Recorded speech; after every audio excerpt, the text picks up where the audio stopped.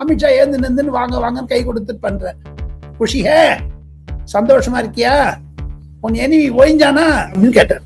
அமித்ஷா ஏந்த உடனே கை கொடுத்துட்டு I will see you as a chief minister soon அப்படின்னு கை கொடுத்துட்டேன். சனிக்கிழமை இரவு எடப்பாடி பழனிசாமியுடைய வீட்டில் விருந்து உண்ண இருக்கிறார். சண்டே 3 மணிக்கு தொகுதி உடன்பாடு ஆயிடும். KN நேரு ஆகட்டும் அல்லது செந்தில் பாலாஜி ஆகட்டும், ஒருவேளை சிறையிலிருந்து போட்டியிட்டாலும் ஆச்சரியப்படுவதற்கில்லை Srinivasan. Kolahalas TV YouTube channel, இது வாய்மையின் எக்காலம்.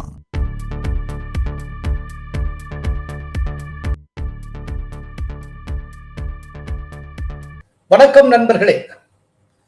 தேர்தல் பரபரப்பு நாளுக்கு நாள் கூடிக்கொண்டிருக்கும் சூழ்நிலையில் நம்மோடு காணொளி மூலம் இணைகிறார் உங்கள் அபிமான பத்திரிகை உலக ஜாம்பவான் டெல்லி ஆர் ராஜகோபாலன்.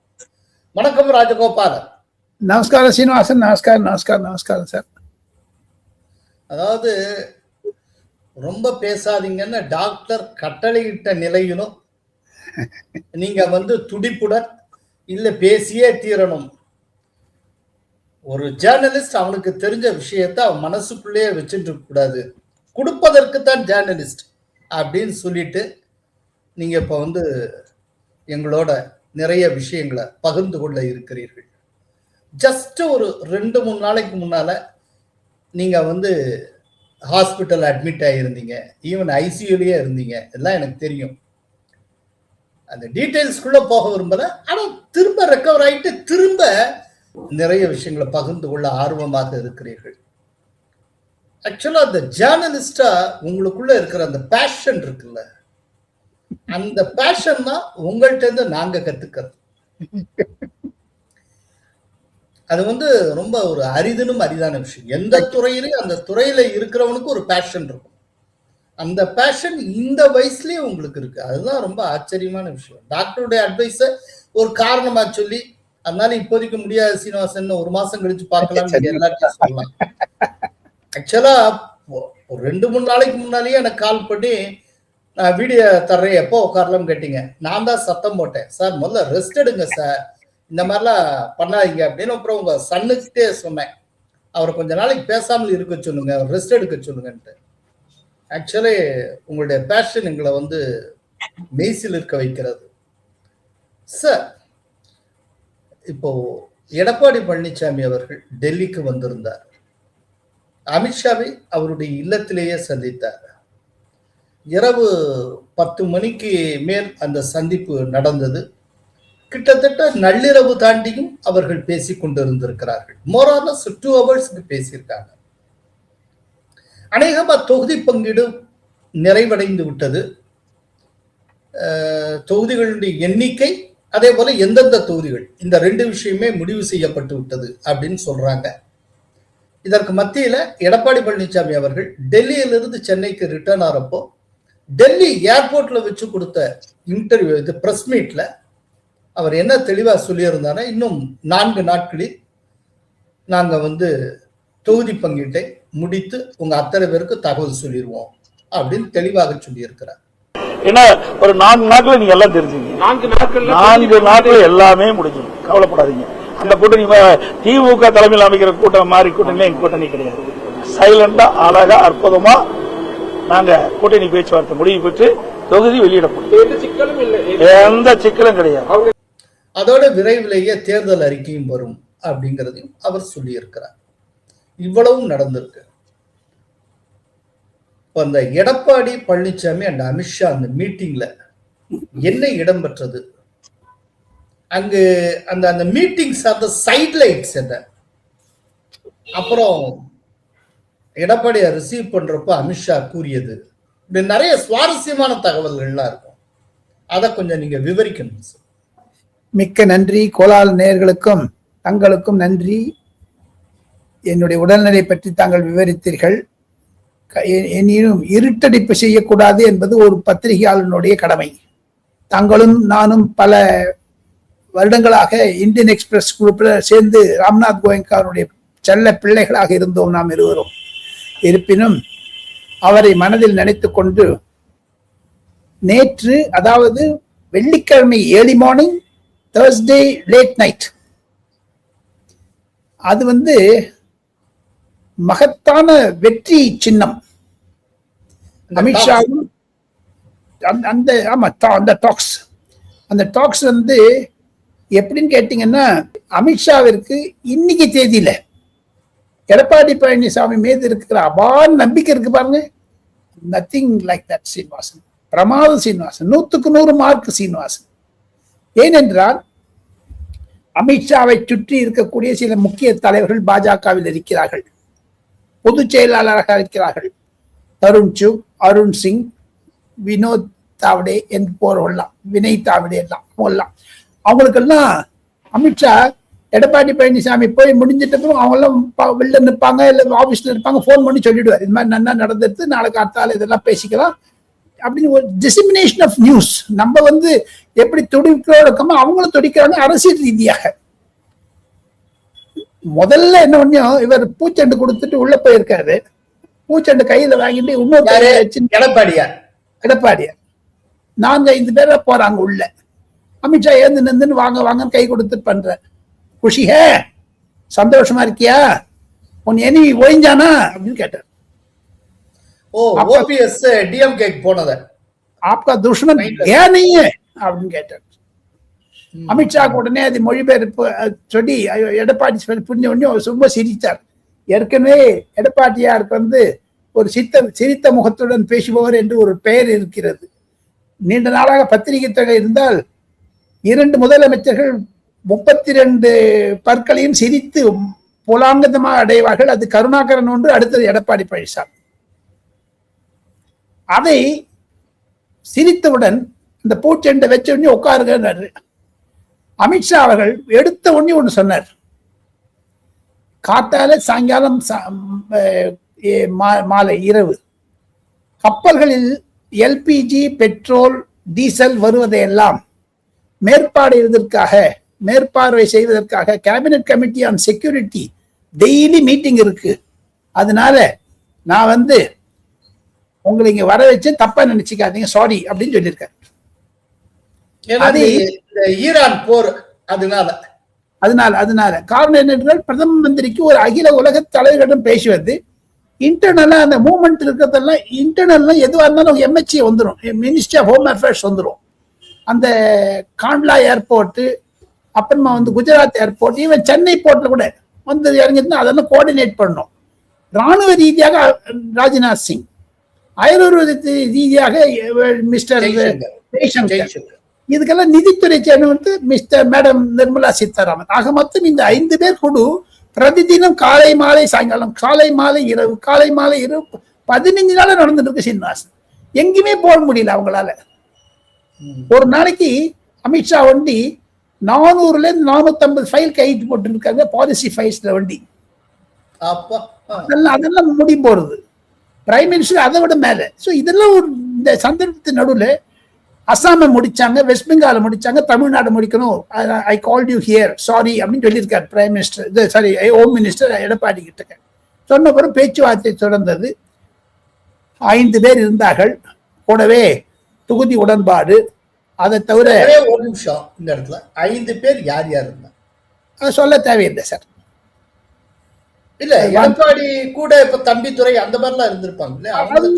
அப்புறம் அவங்க சைட்ல யார் இருந்தாங்க, ஒரு மொழிபெயர்ப்பாளர், அப்புறம் பிஜேபி சைட்ல இருந்து ஒருத்தர் இருந்தார். ஆனா அமித்ஷாவும் எடப்பாடி பேச ஆரம்பிச்சப்போ இவங்க எல்லாம் கூட இருந்தாங்களா, வெளியில போயிட்டாங்க.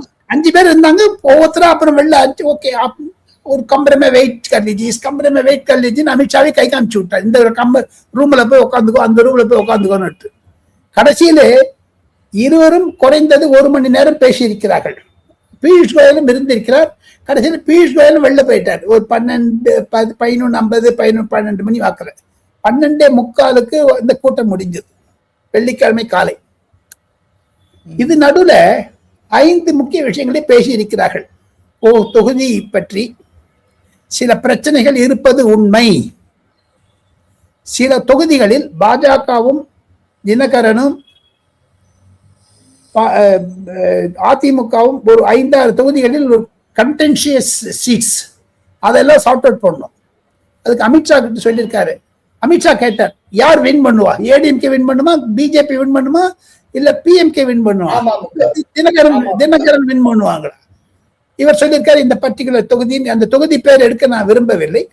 அதெல்லாம் சொன்ன உடனே யூ டிசைட் இட், நீ முடிச்சுக்கோன்னுட்டு 100க்கு 100 அதிகாரத்தை அமித்ஷா வந்து எடப்பாடி கிட்ட கொடுத்துட்டாரு. ஓகே, அது ஒண்ணு. ரெண்டாவது, சில லாஜிஸ்டிக் சப்போர்ட்ஸ் எல்லாம் கேட்டிருக்காரு, அதெல்லாம் பண்ணி தரேன்னு சொல்லியிருக்காரு அமித்ஷா. அதெல்லாம் தன்னுடைய பாஜக தோழர்களிடம் தலைவர்களிடம் சொல்லி விட்டார். உடனே அமித்ஷாவுடைய பெஸ்ட் என்னது, பக்கத்துல ஒரு இன்டர்காம் இருக்கும், அதுல போன் சொல்லிட்டே இருப்பார். பட்ல மறந்து போடல. அப்படின்னா மூணாவதாக தொகுதி உடன்பாடு, லாஜிஸ்டிக் சப்போர்ட். மூன்றாவதாக தங்களுடைய தலைவர்கள் யார் யார் வரப்போறாங்க, தாங்கள் எத்தனை முறை வரப்போறீர்கள், அவர் நான் 4 முறை வரேன்னு சொல்லியிருக்காரு. அதை தவிர பிரைம் மினிஸ்டர் 2 இல்ல 3, ஏன்னா பிரைம் மினிஸ்டருக்கு வந்து அப்ப பார்லிமெண்ட் வேற இருக்குது, பட்ஜெட் செஷன் வேற இருக்கு, வெஸ்ட் பெங்கால், அஸ்ஸாம் முக்கியம், இதெல்லாம் சொல்லி. அதை தவிர ரீதியாக ஒரு பொலிட்டிக்கல் டிஸ்கஷன், ராகுல் காந்தியை பற்றி, காங்கிரஸை பற்றி நடுவில் அவருக்கு போன் வந்துட்டே இருந்தது, அதை பற்றி இப்ப சொல்லுவாரு. இப்ப ஏன் பேசுறாரு, அவர் அதுலயே ஒரு 10-15 நிமிஷம் கட் பண்ணிட்டீங்கன்னா 2 மணி நேரம் தாராளமா மனம் விட்டு பேசியிருக்கிறார்கள். வெளியே வந்தபோது குஷியுடன் இருந்தார், நிருபர் கூட்டத்திலும் குஷியுடன் இருந்தார் எடப்பாடி பழனிசாமி. அதே சமயத்தில் அமித்ஷாவும் ரொம்ப குஷியாக இருந்தார். அப்போ பியூஷ் கோயல் பர்சம், அதாவது நாளன்னைக்கு வருவார் உங்ககிட்ட, நீங்க உங்க வீட்டுல போய் நன்னா விருந்து கொடுங்க பியூஷ் கோயலுக்கு, ensure see you as a chief minister அப்படின்னு கை கொடுத்துட்டு விட்டுட்டார். அதோட சரி. அந்த டச்சிங் பாயிண்ட் தான் அமித்ஷாவினுடைய அனுபவம், எடப்பாடி பழனிசாமியுடைய அனுபவம். எம்ஜிஆர், ஜெயலலிதா தன்னுடைய பல கேஸ் எல்லாம் டீல் பண்ணது, பொலிட்டிக்கல் அப்ரோச். 40 வருஷமா பாலிடிக்ஸ்ல இருக்காரு, சும்மா இல்லை. ஆனா ஒரு மரியாதை பாருங்க, அமித்ஷா எழுந்த உடனே கை கொடுத்துட்டு I will see you as a chief minister soon அப்படின்னு கை கொடுத்துட்டார். எவ்வளவு மரியாதை பாருங்க. அதுதான் ஒரு முத்தாய்ப்பு வைத்ததாக நான் நினைக்கிறேன். சார், இது அமித்ஷா வீட்டுல ஏதாவது டின்னர் இருந்ததா? அந்த போகான்னு ஒண்ணு இருக்கு, அவல் உப்மா.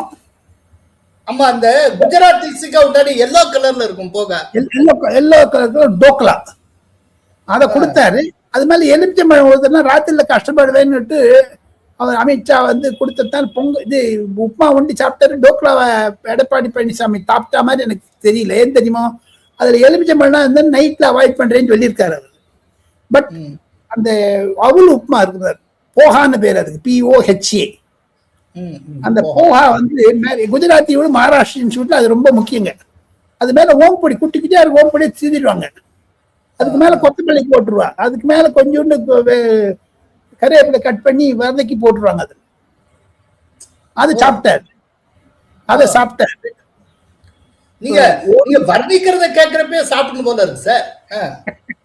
அதை தவிர ஹோம் மினிஸ்டர் வீட்டுக்கு நீங்க 9 மணிக்கு போயிட்டாருன்னா அது தாராளங்க சார். அங்க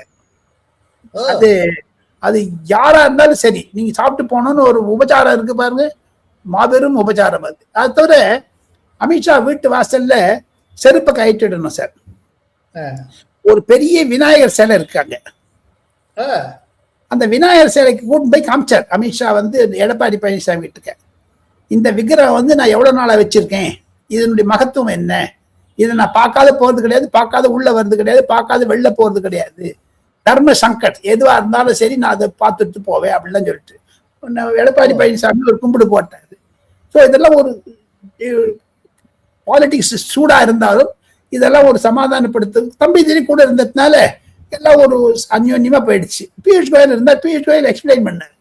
இப்போ பியூஷ் கோயல் நினைச்சுட்டு இருப்பாரு எடப்பாடி பழனிசாமிக்கும் அமித்ஷாவுக்கும் இருக்கக்கூடிய நெருக்கத்தை.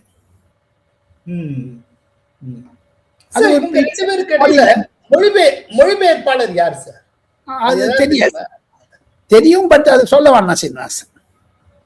அது செக்யூரிட்டி ரீசன்ஸ்க்காக வந்து நன்னா இருக்காது, நமக்கு தெரிஞ்சா கூட அது எக்ஸ்போஸ் பண்றது நன்னா இருக்காது. ஆஸ் எ பத்திரிக்காரர் நம்ம தனியா உங்கள்கிட்ட சொல்றோம்னா. பட் இருந்தாலும் ஒன்னே ஒண்ணு சார், எடப்பாடி மீது இருக்கக்கூடிய ஒரு விசுவாசம், கான்பிடன்ஸ் இருக்கு, ட்ரஸ்ட் இருக்கு பாருங்க அமித்ஷாவுக்கு 100% நான் அதை மீண்டும் சொல்ல ஆசைப்படுகிறேன்.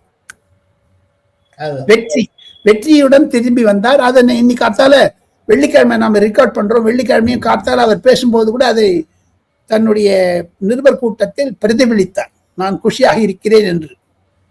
கரெக்ட். சார் இதுக்கு மத்தியில இதெல்லாம் தெரியாத ஒன்னே ஒண்ணு ஒரு இன்டர்ஜெக்ஷன், இதெல்லாம் தெரியாத மு.க. ஸ்டாலின் முதலமைச்சர் அவர்கள் எடப்பாடி பழனிசாமி ஏளனமாக பேசுவது அவர் புரிந்து கொண்டு பேசுகிறாரா இல்ல புரியாமல் பேசுகிறாரா? வேண்டும் இவர் டெல்லிக்கு போய் பார்த்தத திரும்ப டெல்லியின் அடிமை எடப்பாடின்னு ஆரம்பிச்சிருக்காங்க. இவ அப்பா வந்தாரு 3 தடவை. நான் சொல்லட்டுமா? டேட்ஸ் எல்லாம் சொல்லட்டுமா? நான் வச்சிருக்கேன். சொல்லுங்க. இவ அப்பா வந்தாரு, அப்பெல்லாம் என்ன வந்து பார்த்தாரு. இன்னொரு விஷயம் சார், தேர்தல் இல்லாத கூட இருக்கட்டும் சீனிவாசன், தேர்தல் இல்லாத இருக்கட்டும், இவரும் தனியா உதயநிதி வந்து அதாவது சரண்டர் ஆனாங்க. அப்ப என்ன வந்து தனியா பார்த்தாங்களே திருச்சி மாநாடு ஹவாய் செப்பலோட பிரைம் மினிஸ்டர் போய் மீட் பண்ணாரு, தனியா பேசிட்டு. அப்பெல்லாம் என்ன சொல்றது?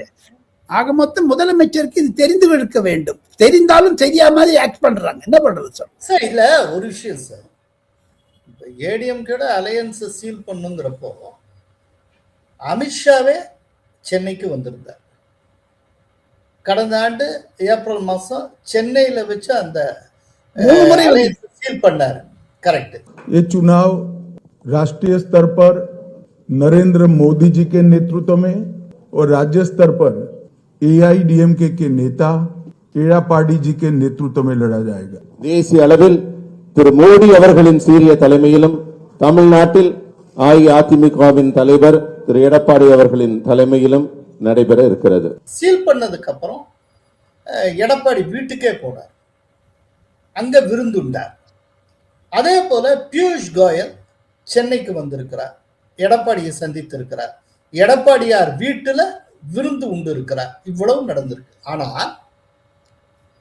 ஸ்டாலின் சைடு பாருங்க, இப்போ வரைக்கும் ஸ்டாலினுக்கு ராகுல் காந்தி போன்ல கூட பேசல। என்ன விதமான கார்டியல் ரிலேஷன்ஷிப் இருக்கு?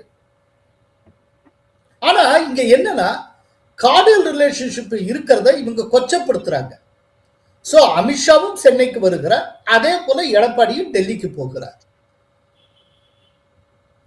இங்க ஒரு தெளிவான ஒரு கார்டியல் ரிலேஷன்ஷிப் இருக்கு। ஆனால் ஸ்டாலினுக்கு ராகுல் காந்தி ஒரு போன் கூட இப்ப வரைக்கும் பண்ணல। ஆனால் அவங்க வந்து எடப்பாடியை ஏளனம் செய்கிறார்। போனை தவிர இன்னொன்னு சொல்லட்டுமா? அண்டை மாநிலங்களான தெலுங்கானா அல்லது கர்நாடகா அல்லது ஹிமாச்சல் பிரதேசுடைய முதலமைச்சரையாவது ராகுல் காந்தி டெபியூட் பண்ணியிருக்கணும் to speak with discuss with Stalin. அவருடைய உயரம், அவருடைய தகுதி யாருமே தெரியாது। கிரீஷ் ஓடங்கரையில போட்டாங்க, என்ன நினைச்சிருக்காங்க பாருங்க। அதனால போண்டாரு। சோ ஆக மொத்தம் இதெல்லாம் வச்சு பாத்தீங்கன்னா மு கருணாநிதியுடைய மகன் மு.க. ஸ்டாலின் செய்வது தவறான ஒரு அரசியலாகத்தான் பார்க்க முடிகிறது। சார் இதுக்கு மத்தியில பியூஷ் கோயல் இன்றைக்கு மதியம் சென்னைக்கு வருகிறார், நாளை வரை இருக்கிறார்। அப்படிங்கிறப்போ அதாவது சண்டே வரைக்குமே இருக்கிறார், திங்கட்கிழமை அவர் டெல்லி திரும்புகிறார் அப்படின்னு நான் கேள்விப்பட்டேன்। ஸோ சனிக்கிழமை அவர் வந்து சேர்றதுலேருந்து இந்த சண்டே நைட்டு வரைக்குமான பியூஷ் கோயலுடைய ப்ரோக்ராம் என்ன சார்? அமித்ஷாவுடன் எடப்பாடி பழனிசாமியுடன் விவாதித்த பியூஷ் கோயல் தொடர்ச்சியாக சனிக்கிழமை இரவு எடப்பாடி பழனிசாமியுடைய வீட்டில் விருந்து உண்ண இருக்கிறார்। அப்பொழுது அனைத்து கட்சி தலைவரிடம் தனித்தனியாக பேச இருக்கிறார்। மோஸ்ட் ப்ராபபிளி சண்டே 3 மணிக்கு தொகுதி உடன்பாடு ஆயிடும்।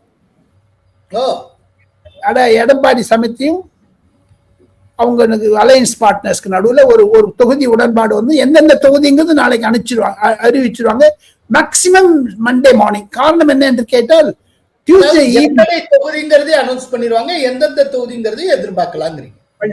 எதிர்பார்க்கலாம்। கரெக்ட், எல்லாம் ஒரு கோலை முடிச்சாச்சு, ஏன்னா எல்லாமே முடிச்சுட்டாங்க। அமித்ஷாவும் எடப்பாடி பழனிசாமி பேசி இதெல்லாம் தொடர்ச்சியாக இருக்கக்கூடிய சில சின்ன சின்ன விஷயங்கள்। இது நடுவே நம்ம பியூஷ் கோயல் அவர்கள் WTO வேர்ல்ட் ட்ரேட் ஆர்கனைசேஷன் மீட்டிங்காக அயல்நாடு செல்ல இருக்கிறார் 3 தினங்களுக்காக. ஸோ அவருக்கும் டைம் பிரஷர் உண்டு. இந்த டாரிஃப்ல வந்து இதை முடிச்சிட்டு திங்கட்கிழமை அவர் WTO கிளம்புறாரா? திங்கட்கிழமை நைட்டு டெல்லிக்கு வந்துட்டு செவ்வாய்க்கிழமை ஏர்லி மார்னிங் கிளம்புறாரு. காரணம் என்ன என்று கேட்டால் இந்த WTOல வந்து வேர்ல்டு ட்ரேட் ஆர்கனைசேஷன் இந்த ட்ரம்ப்னுடைய டாரிஃப் எல்லாம் யூரோப்பியன் கண்ட்ரிஸ் தான் எதிர்க்கிறாங்க, இந்தியாவை எதுக்குது. அதுக்கு பத்தி நம்ம அங்க பிரசன்ஸ் இருக்கணும்னு பிரைம் மினிஸ்டருடைய instruction. Piyush Goyal should lead the team. அதில் அதிகாரிகள், சில அயலுறவுத்துறை அதிகாரிகள் ஒரு டெலிகேஷன் அழைச்சிட்டு போறாரு. ஸோ இத்தனை பரபரப்பான சூழ்நிலையில் பியூஷ் கோயல் வருகிறார். Most probably Sunday evening or maximum Monday மார்னிங்ல முடிச்சிருவாங்க எல்லாத்தையும். டிச் ஆயிடும். டிச்னா ஒரு இது பண்ணி விட்டுவாங்க, ஒரு கோல் போட்டு முடிஞ்சாச்சு. இந்த இந்த இந்த மகத்தான சாதனைக்கு கண்டிப்பாக அனைத்து கட்சி தலைவர்களுக்கும், குறிப்பாக அதிமுக பொதுச் செயலாளர் எடப்பாடியாருக்கும் அமித்ஷாவிற்கும் நன்றி தெரிவிக்க வேண்டும். இந்த கூட்டணி ஏப்ரல் 25 மார்ச் 26 மட்டும் இந்த 1 இயர்ல கன்சாலிடேஷன் பண்ணத்தினுடைய சாராம்சம் இதுதான் சீனிவாசன். Super sir. இதுல இன்னொரு விஷயம், 17ஆம் தேதி இந்த கரூர் சோக சம்பவம் தொடர்பாக செந்தில் பாலாஜியிடம் சிபிஐ விசாரணை நடத்தியது. அதனுடைய தொடர்ச்சியா இனி என்ன நடக்கும் நினைக்கிறேன்?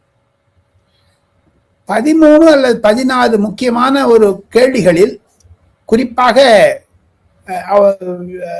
செந்தில் பாலாஜியிடம் விஜய் சொன்னதும் சில சாட்சிகள் சொன்னதும் போட்டோக்களை காண்பித்தார்கள்.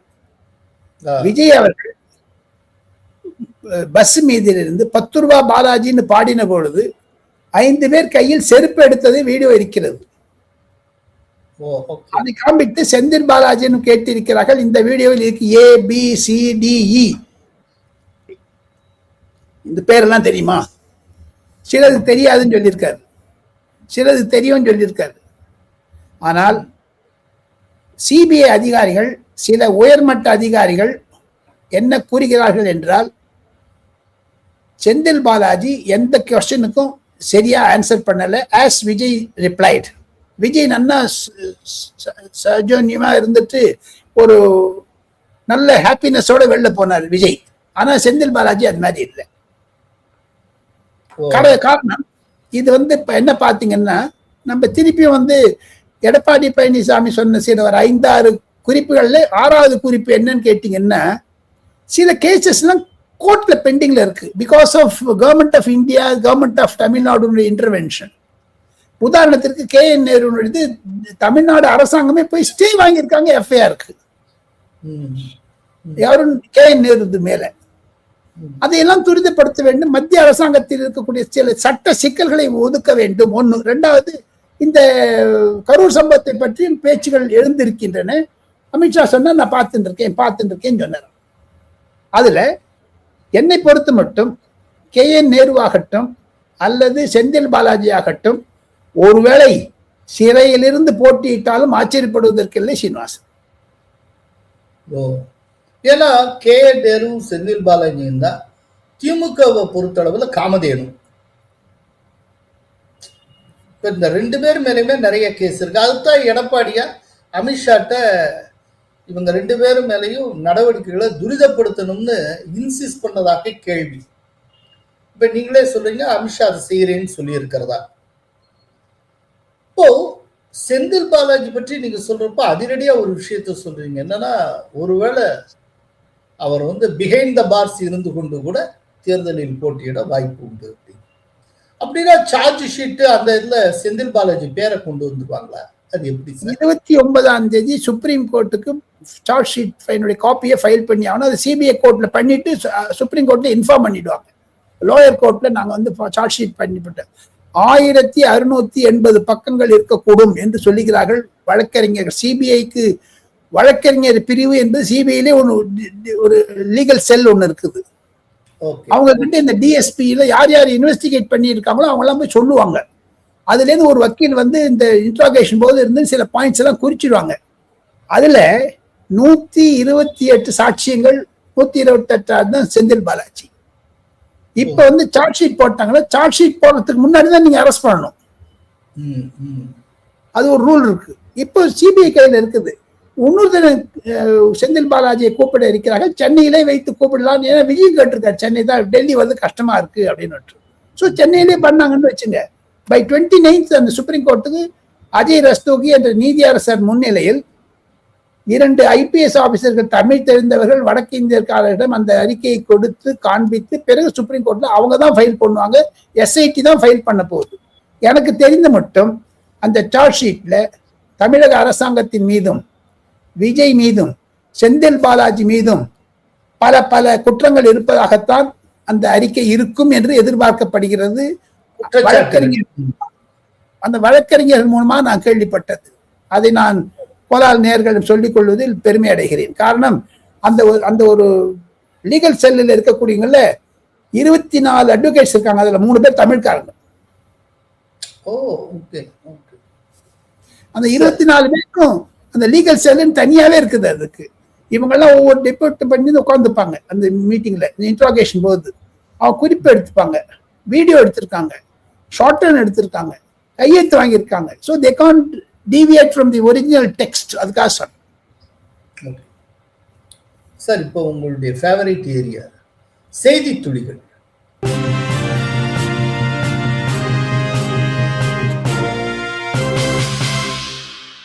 செய்தி துளி 1.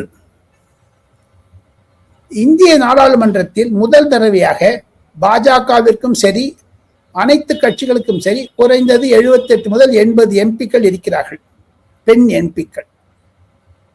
அந்த பெண் எம்பிக்களிடையே ஒரு போட்டா போட்டி வந்திருக்கிறது. அரசியல் ரீதியாக அல்ல, ஆன்மீக ரீதியாக அல்ல, அவர்கள் உடுத்தக்கூடிய ஆடை முடி.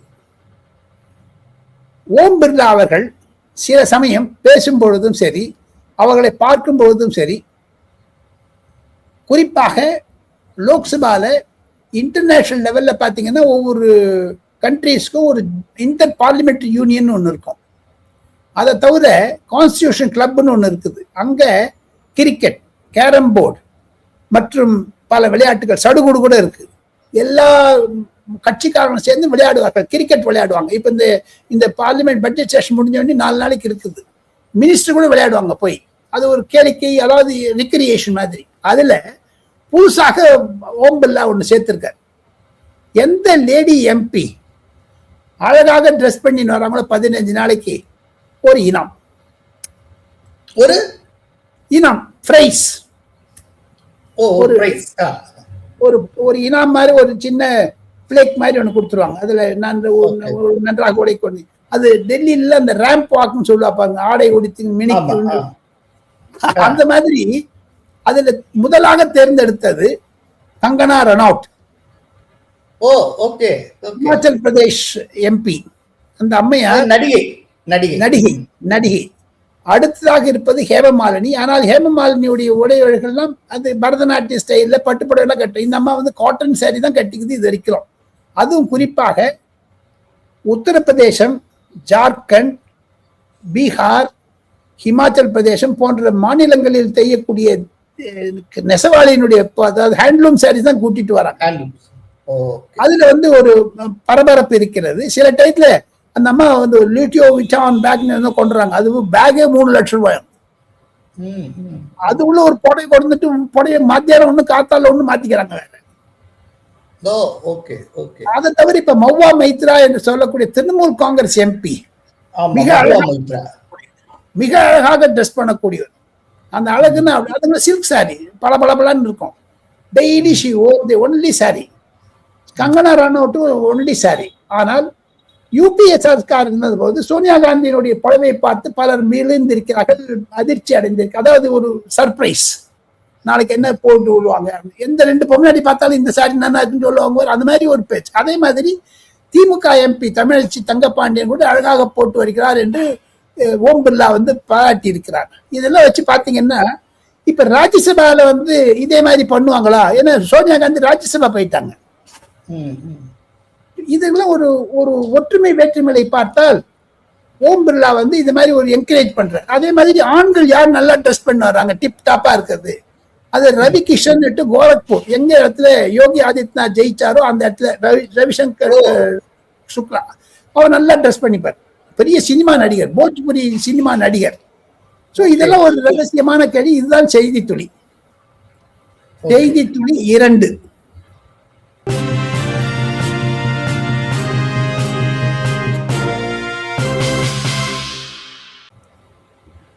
நரேந்திர மோடி அவர்கள், பிரதமர் நரேந்திர மோடி 8 கோடி தமிழர்களுக்கு ஒரு கடிதம் எழுத இருக்கிறார் 9 அல்லது 10 தேதி வாக்கில், ஏப்ரல் மாதம். தமிழகத்திற்கு தான் செய்த தொண்டு என்ன என்பதை பற்றி. எப்படி பிரதமர் நரேந்திர மோடி மேற்கு வங்காளத்திற்கும் அஸ்ஸாமிற்கும் லெட்டர் எழுதிட்டார் அந்தந்த மொழியில. இப்ப தமிழ் மொழியில அவரே சில பாயிண்ட்ஸ் எல்லாம் கொடுத்திருக்காரு. குறிப்பாக தாங்கள் அற்றுமன்னங்கள் அந்த தமிழ் சங்கமம் வாரணாசியில் நடந்தது பற்றியும், சில தான் எங்க ஃபாரின் போனாலும் அந்த திருக்குறளை பற்றி சொல்வதெல்லாம் சொல்லிட்டு, தமிழகத்தில் எப்படி போதை கலாச்சாரம் அதிகமாக இருக்கிறது என்பதெல்லாம் வர்ணித்து, தமிழகத்தில் இருந்து இந்த ஒரு நற்செய்தியை மே மாதம் 5ஆம் தேதி காலை பத்திரிகையில் நான் படிக்க விரும்புகிறேன். திமுக அரசு ஒழிந்தது என்று கடிதம் இருக்கிறார். அந்த கடிதம் அனைத்து வாக்காளர்களுக்கும், பாஜகவினுடைய தரப்பிலும், தேசிய ஜனநாயக முன்னணி தரப்பிலும் ஒவ்வொரு வீட்டிற்கும் தரப்படும் அந்த கடிதம். செய்தி துளி 3.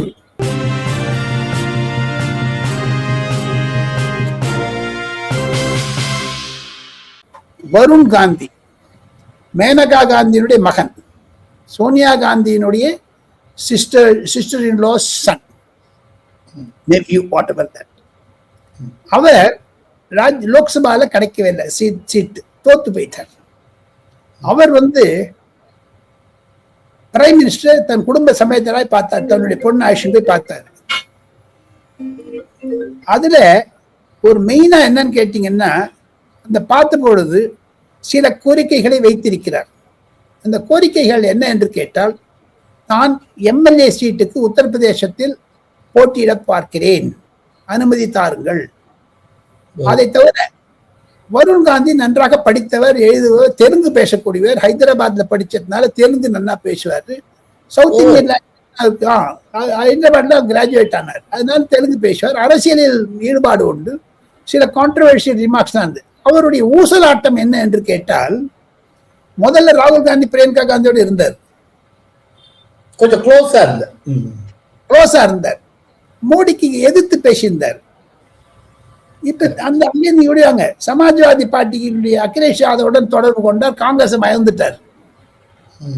இப்போ சமாஜ்வாதி பற்றி மறந்துட்டார். காரணம், உத்தரப்பிரதேசத்தில் 3வது முறையாக யோகி ஆதித்யநாத் மீண்டும் முதலமைச்சராக போகிறார் என்ற ஒரு சமிக்கைகள் அவருக்கு கிடைப்பதனால் அரசியல் ரீதியாக அவர் அந்த பக்கம் காத்து வீச ஆரம்பிச்சிருச்சு. பிரைம் மினிஸ்டர் சொல்லிட்டாரு, நீ அமித்ஷாவையும் யோகி ஆதித்யநாத் பார்த்து சொல்லு, நானும் சொல்லிடுறேன், you work hard, go to the field, நிறைய வேலை செய், அப்படி என்று ஒரு ஆணையிட்டிருக்கிறார். இதுதான் சீனிவாசன் செய்தி துளிகள். ராஜகோபால் வந்திருந்து நிறைய தகவல்களை தந்திருக்கிறீர்கள், மிக்க நன்றி. Thank you. Kolahalas TV YouTube channel, இது வாய்மையின் எக்காலம்.